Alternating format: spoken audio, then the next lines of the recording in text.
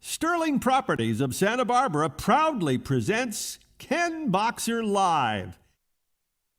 From the American Riviera in Santa Barbara, California, it's Ken Boxer Live with your host, Ken Boxer, and co-host, two-time Olympian Tai Babilonia. Please welcome Ken and Tai.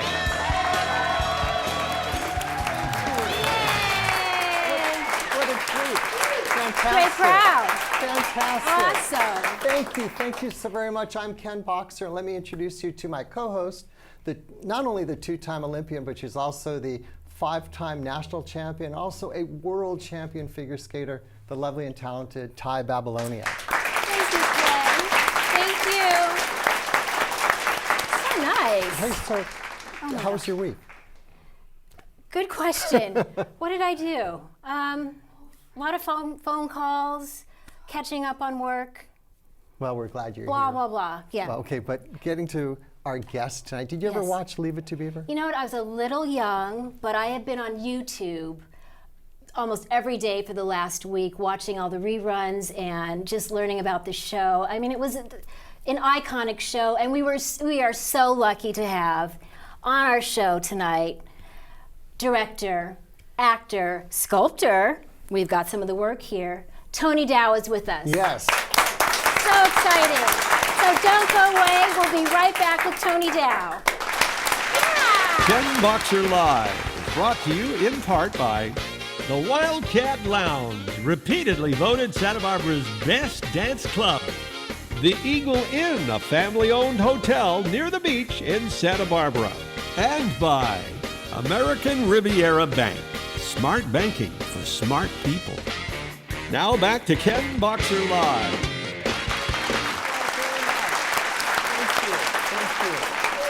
And we are back. You know him as the older brother Wally Cleaver from the iconic television show Leave It to Beaver. Well, tonight, the very talented actor Tony Dow joins us. What you may not know is that Tony is a very successful wood sculptor whose art is placed all over the world in public and private collections. So let's now meet and welcome the multi-talented actor and artist and one of America's adored pop culture figures, Tony Dow. Hey, how you doing? Thanks, Tony. It's so nice. Yeah. We don't know you, but it feels like we do know you. I know, like it's family. amazing. Yeah, it's like family. You go anywhere, and people are always very friendly. And of course, they're getting a little old to be too friendly now. But no, it's great. Now, have you ever been to Santa Barbara? Oh yeah, sure. Matter of fact, I'd love to live in Santa Barbara. Me too. Yeah, Ty's saying that's that the since the goal. last It's year. too expensive up here. It's a little pricey. Yeah. It's beautiful though. Yeah. Okay, I love want to take us back to pre-Leave It to Beaver. Okay. Let's go back. I mean, I know it must be hard because I can't remember what I was doing at such a young age. But can you get us back to those times pre-Leave It to Beaver? What were you doing? Well, I was an athlete. I became a swimmer and a diver at a real early age. I learned to swim at like 2.5, and so I was a competitive swimmer, and I held national records and that kind of stuff. And then I was a diver, and Western States and Junior Olympic diving champion. Wow. But That's saying, impressive. it's impressive, That's but it's not like you. I mean, I know, but still. commitment, yeah. So did you have a goal of possibly going to the Olympics, or was Maybe it just my for mom fun? had a goal. I don't know. That happens too. But speaking of your mom, though, Yeah. your mom was was she a stunt double for Clara Bow? Yeah, Clear Bow's Love double, that. and she was a Max Sennett bathing beauty, and it's really a kick because we're kind of going back and finding some photographs, and Oh, it's that's pretty great. fun. Yeah. That's so great. then so you have a family background in entertainment. Well, I wouldn't call it that. I mean, she's not that entertaining. She's a very good. She's a mom. Okay. Talented. From there, how did you get the part?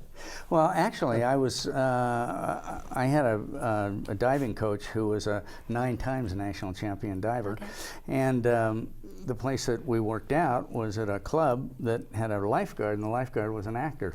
His name was Bill Bryant, and he he wanted me to go down to the studio with him because there was this role that he was up for as a father and son kind of thing in a show called Johnny Wildlife, which was a fabulous concept, great idea. Only he didn't get it, and I did get it, which was disappointing to him. And then, but we made a couple pilots, but it was way ahead of its time. It was in color, and it used a lot of stock footage. So anyway, it didn't happen. But shortly thereafter, the agent called and said, "I've got a couple interviews, you know."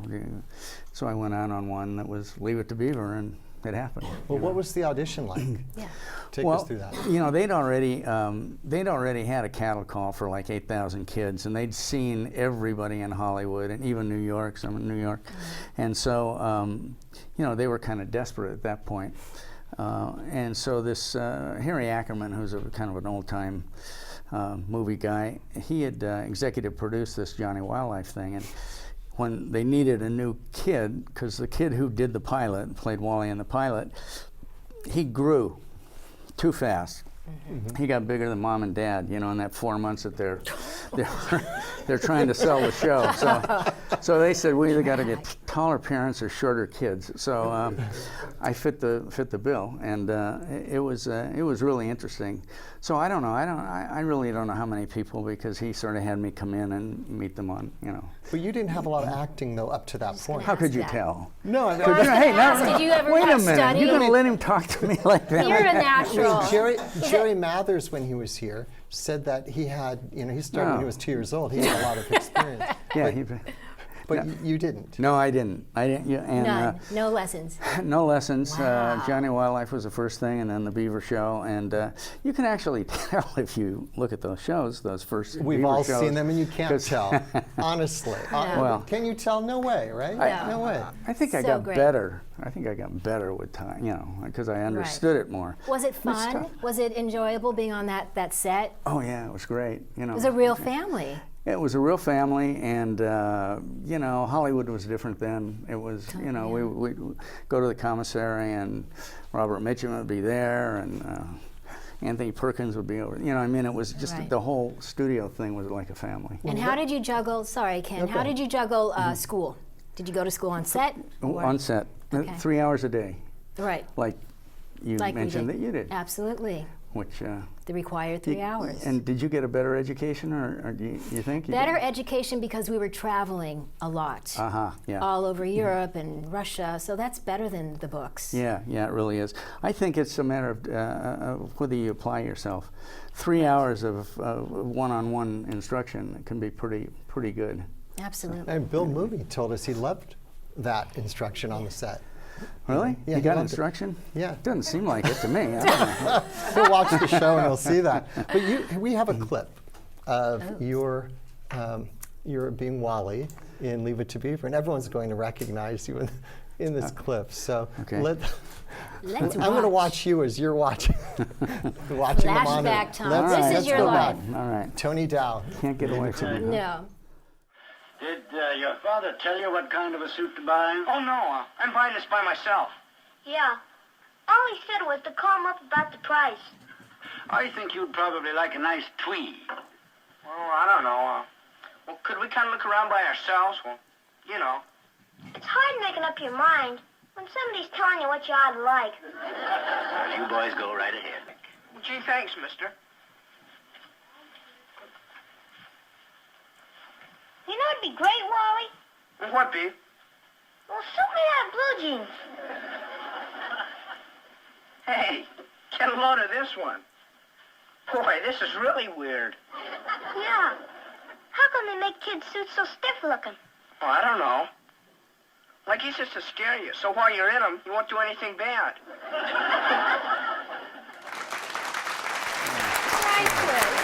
Just joining us, our guest this half hour is Tony Dow. Tony, was it hard for you to learn your lines? No, actually, learning the lines is kind of the easiest part of the whole thing. But you know, we had so many kind of priceless moments like that one where the writers were, you know, they had 7 or 8 kids of their own, and so everything was from real life. You know, all of the shows were based on their kids' friends, or whatever. Right. So that's why the show seems so down home and seems so real. So innocent. Yeah. Well, what was So the most simple. difficult part of the show? You said the easiest was learning the lines. What's the most School, difficult? I guess. No, actually, it was just an enjoyable time. I mean, to be honest, the most difficult part is when you're out in a restaurant and you're trying to enjoy yourself, and you know, somebody comes over and kind of spills coffee on you, and I want your autograph and that kind of stuff. You know? And you probably still get that. Do you get Not as much. recognized? Not as much, but yeah, Yeah. sure. Yeah. They'll say, "Aren't you the one?" Right? Yeah. Don't I know you? You're him, right? Didn't you used to be somebody? That's, yeah. Is it true that Leave It to Beaver has been on the air, has not been off the air? Right. I think it's the longest running show. That's amazing. I mean, it's 57 years. 57 Wow. years. Yeah. Unbelievable. That's I mean, that's a long long time. time.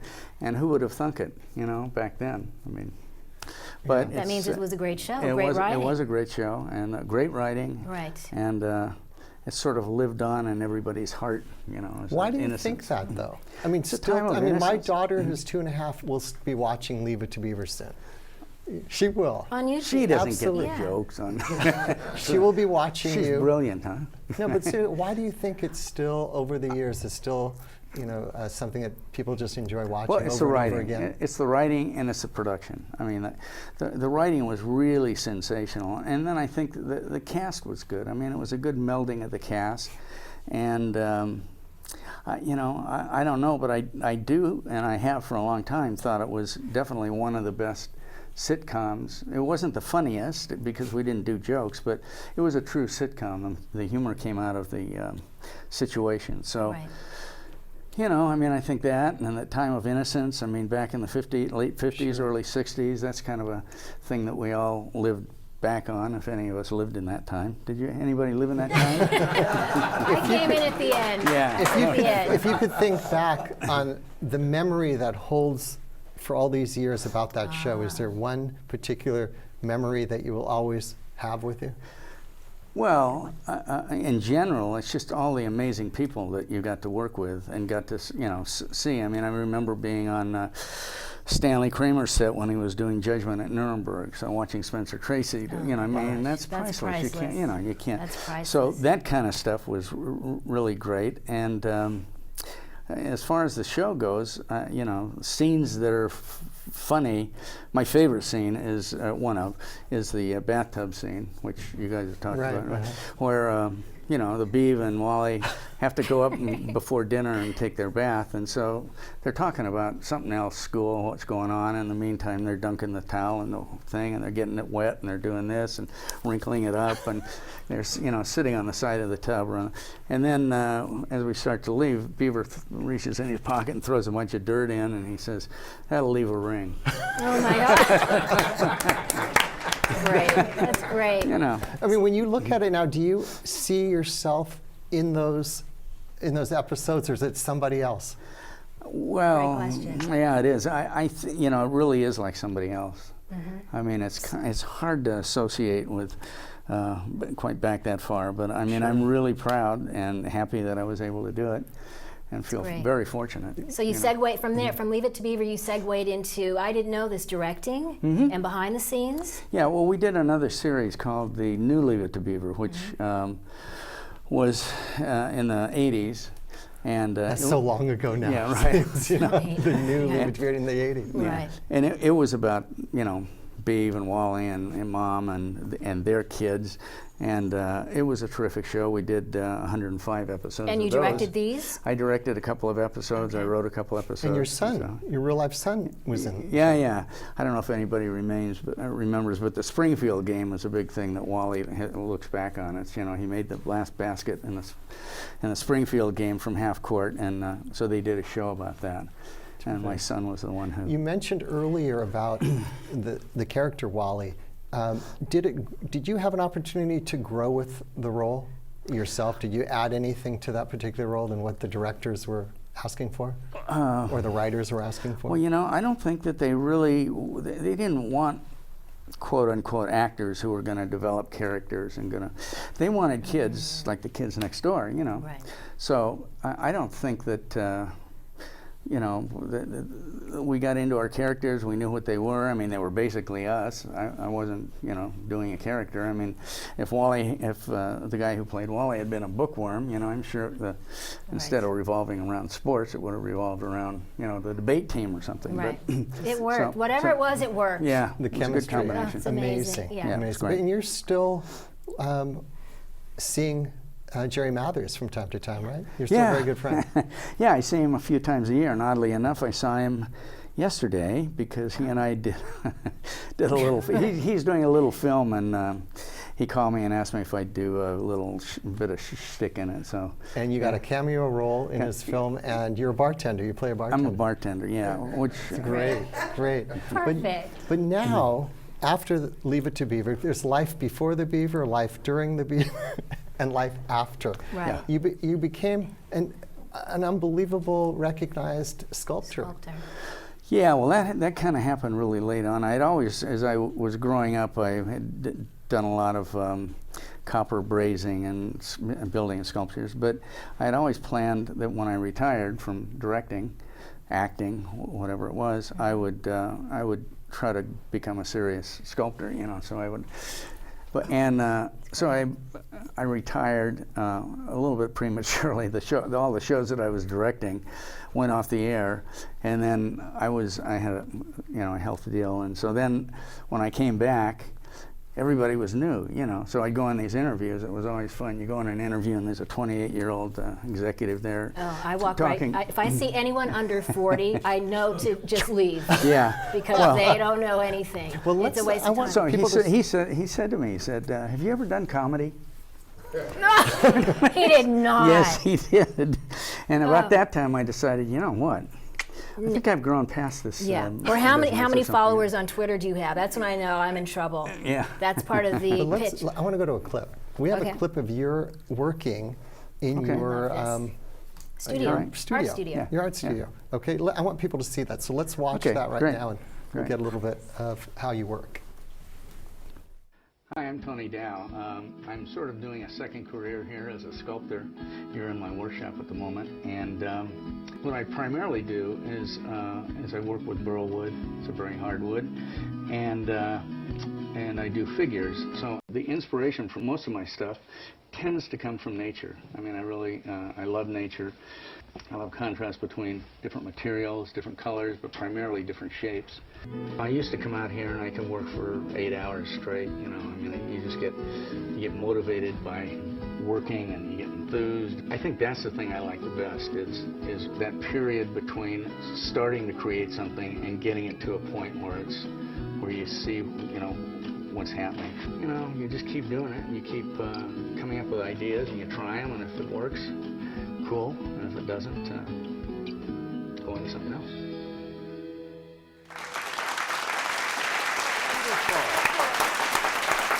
Wow, Tony Dow, the sculptor. You have some of your work. We were lucky enough to be able to see Yeah, I them brought a in couple person. pieces. This is a family that's made out of wood. It's made out of that burl wood. And you can see how beautiful this wood is. I mean, it's just, I was much work. enamored by it. It was just, you know, and so I did about 20 pieces like that. And then some of them, I guess we can just put this down here somewhere. Huh? Okay. That's good. Yeah, it's heavy. That thing is. That That's thing very is heavy. This one? This one was a piece like that, basically out of wood, and then I take it to the foundry and they make a mold, and then What's it this gets one called? poured in bronze. This is alter ego. I love it. So- Therapeutic. We're Beautiful. just saying. Yeah. Let's give it a hand. Therapeutic. This is beautiful. And Tony said if I get him a photo of Ty and Randy, he may do a Oh, fantastic. sculpture. Wouldn't that be fun? I would love that. Yeah, me What's too. always amazing to me is I'm looking at that video and I'm seeing a piece of wood, and I see a piece of wood, but you see, Yeah. What do you see? what do you see? I just find wood that's interesting. So I look at it, I say, wow, that's an interesting piece of wood, that's an interesting grain, you know, the way, and then I just start working on it. And then at some point in time, usually fairly early on, like 5 or 6 hours into it, I'll start to see something, and then I'll go ahead and, you know, some artists put things on to make it happen, like on this one. This is a built piece. Right. But on these, you take everything away you don't want. So it's So a do you different stick to concept. one piece, like this one? Yeah, one at a Were you time. focused on that one piece for Yeah, till pretty it was much. finished? Pretty much. These guys I do more than one at a time. TonyDowSculpture.com, right? Good pitch. Yes.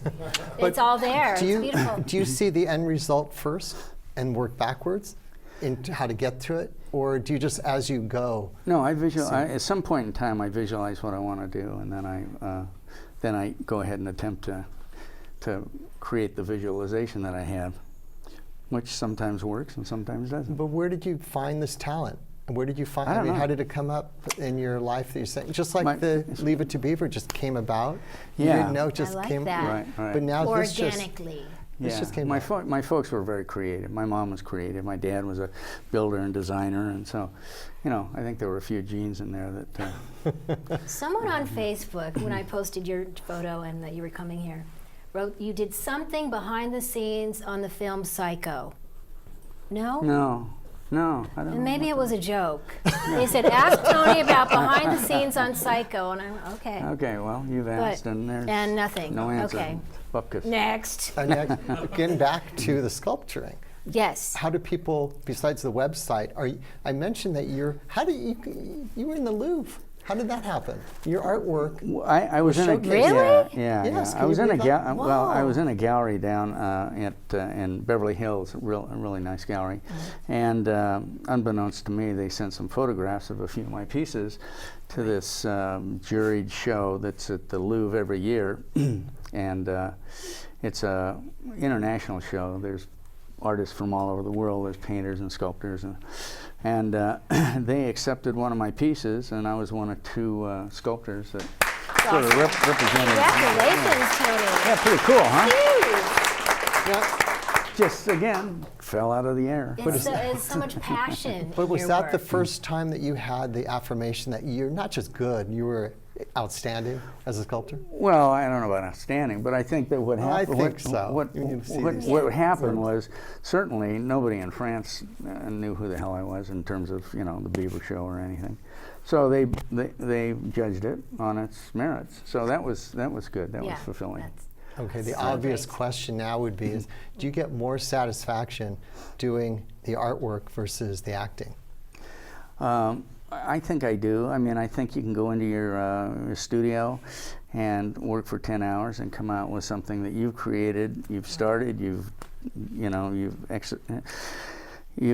executed it, and it's come out the way you want it to. Where, doing a film, there's like 100 and some odd people, and it's a really complex deal. I directed for 18 years. I directed television shows, so that I enjoyed quite a bit. And you're still directing? No. No. I sort of walked away from the whole business. But what would you like to be doing? From sculpting, continual, or do you want to try anything else? Well, no. I mean, I enjoy the sculpting. I enjoy the sculpting. If somebody came along and wanted me to direct Gone with the Wind, I might You would say, do it? okay, I'd what sure the hell, like to watch Negotiate. I'd like to watch Tai teach you ice skating if you don't know how to ice skate. That'd be a lot of Yeah, fun. Would right, you like to see would- that? Yeah. I would. Yeah, let's do that. I would do that. And I'll teach you how to sculpt. Really? Uh-huh. You're on. I mean, Okay. You're you on. can't say anyone can do that. Right? I mean, it's obviously it's not a paint by numbers kind of thing. And I know Ty's very talented. Could anybody really do a sculpture if they put their mind to it? Anybody can do art. It's just a matter of expressing themselves and having the guts to move with their inspiration.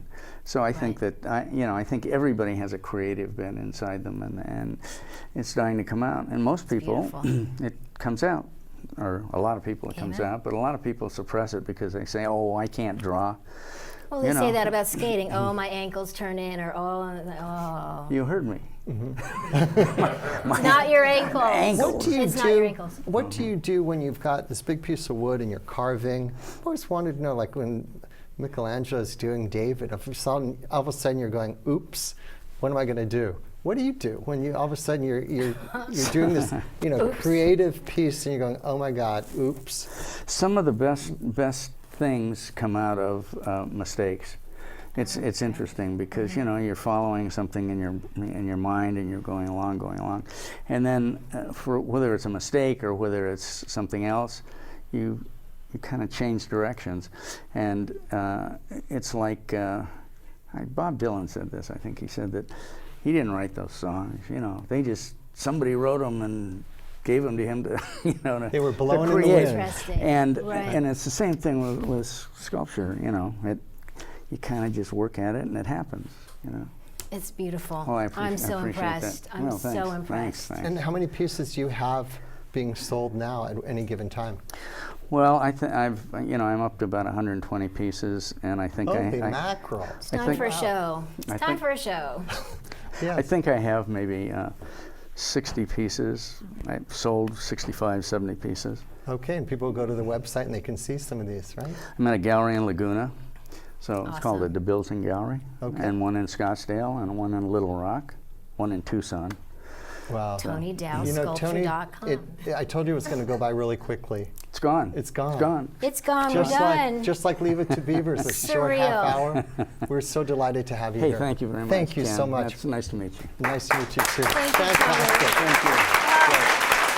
Well, that's it for another edition of Ken Boxer Live. So, of course, for my guest, Tony Dow and Tai Babilonia, and for my director, George Montalvo, and the entire KBL crew, I'm Ken Boxer. Good night, everybody. Ken Boxer Live is brought to you by the following sponsors. Sterling Properties of Santa Barbara, hometown feel, world-class service. American Riviera Bank, smart banking for smart people. Palazzo Restaurant, where people don't leave hungry or thirsty. The Wildcat Lounge, repeatedly voted Santa Barbara's best dance club. Harbor View Inn, welcome to Santa Barbara's premier 4-diamond luxury boutique oceanfront hotel. Wendy Foster, Santa Barbara and Montecito's premier clothing store. The Eagle Inn, a family-owned hotel near the beach in Santa Barbara. Via Rosa Inn, let us pamper you in international style.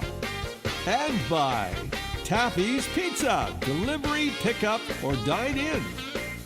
Woody's Bodacious Barbecue, voted best barbecue in Santa Barbara for over 30 years. Santa Barbara Chicken Ranch, authentic Mexican style, mesquite barbecue.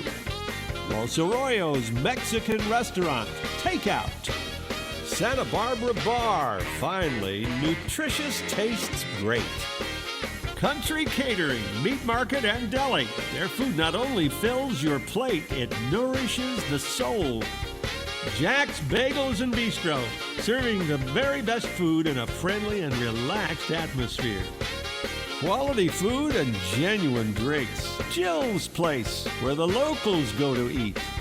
Bird Dog Mercantile, from celebrity chef Kat Cora. Sammy's Camera, new location at 530 State Street. Perfect Computers since 1990. The Ken Boxer Live musical theme by Mr. Michael J. Leslie.